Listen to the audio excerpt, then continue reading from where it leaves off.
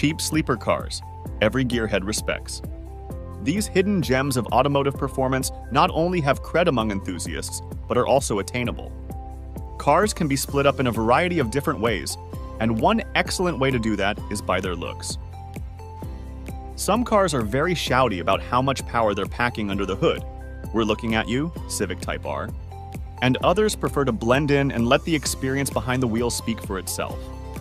Sleeper cars fall in the latter category, completely unassuming on the outside, but they're actually packing some serious firecrackers, and before you know it, they've left you in the dust.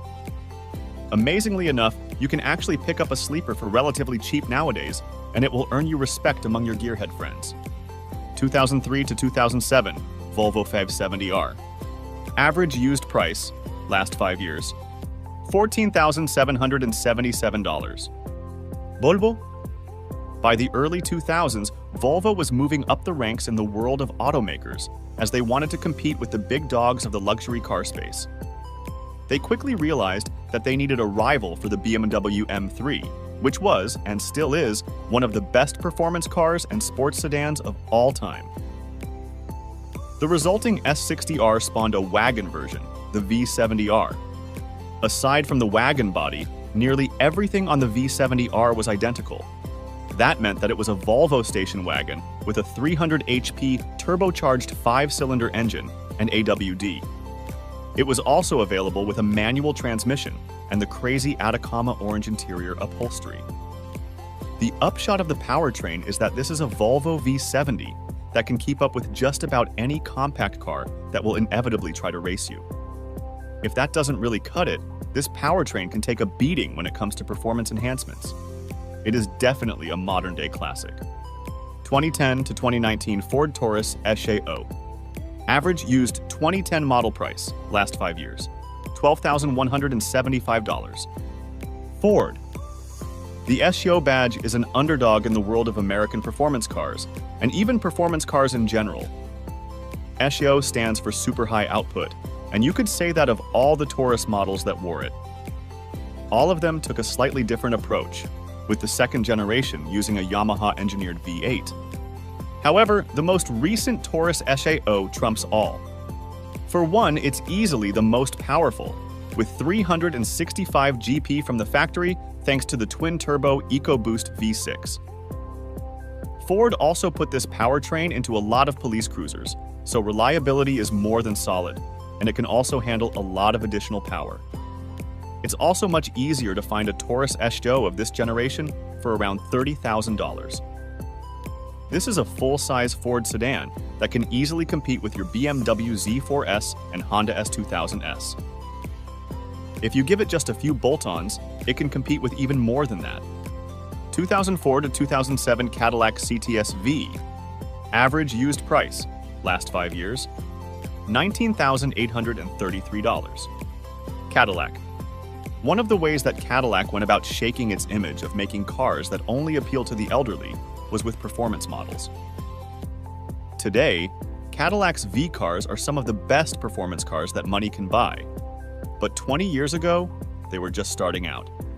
The one that put them on the map was the original CTSV, also known as the V1. On the outside, it just seemed like a perfectly normal CTS. However, hiding under the hood was one of two LS-V8 powertrains, either a 5.7-liter LS6 or a 6.0-liter LS2 V8, depending on the model year. Output remained at 400 GP and 395 lb-ft of torque on both, and that power went to the rear wheels exclusively through a 6-speed manual transmission. With these figures, the CTSV could easily hang out with some supercars, like the Aston Martin DB7. 2003 to 2004 Mercury Marauder. Average used price, last 5 years, $18,387. More and more enthusiasts are starting to catch on to the Ford Crown Victoria as being an excellent platform for a custom car build. Many would also consider it to be a great sleeper platform. However, Ford also offered a factory Panther platform sleeper through the defunct Mercury brand, which was the Mercury Marauder. The Marauder was based on the Grand Marquis, which in turn used the same Panther platform as the Crown Vic and Lincoln Town car. Unlike those, the Marauder really was a proper performance variant, with the intent of filling a hole in the market that was left by the Chevy Impala SS. As well as upgraded suspension components and unique bodywork additions, the Marauder used a 4.6-liter V8 with a healthy 302 GP. This grandpa sedan could easily smoke any Civic, Integra, and maybe even Golf GTI it came across. 2006 to 2008 Subaru Legacy 2.5 GT Spec.B. Used price range $7,200, $13,000. Subaru. For the most part, the Subaru Legacy has been a humble mid-size sedan that's all about value for money. The current Legacy has been around for a while, and for the most part, it's a perfectly salvageable mid-size sedan, if not quite on the same level as the Camry. However, 15 years ago, things used to be very different. The fourth-generation Legacy, which was available from 2003 to 2008, had a fair amount of enthusiast appeal. As well as offering a 6-cylinder engine, Subaru injected some of the spirit of the WRX STI into the Legacy with the 2.5 GT Spec B. The 2.5-liter turbocharged Boxer put out 243 GP, which netted an amazing 0-60 time of just 5.3 seconds. This kind of performance out of a mid-size sedan in the mid-2000s was completely unheard of, and it was quickly approaching BMW 335i territory. 1991 to 1996. Buick Roadmaster. Average used price, last 5 years, $11,941. Buick. This might seem like an unusual choice, and it is. The Buick Roadmaster was the last the world ever saw of this particular nameplate, and it was Buick's version of the GMB platform, otherwise known as B-body.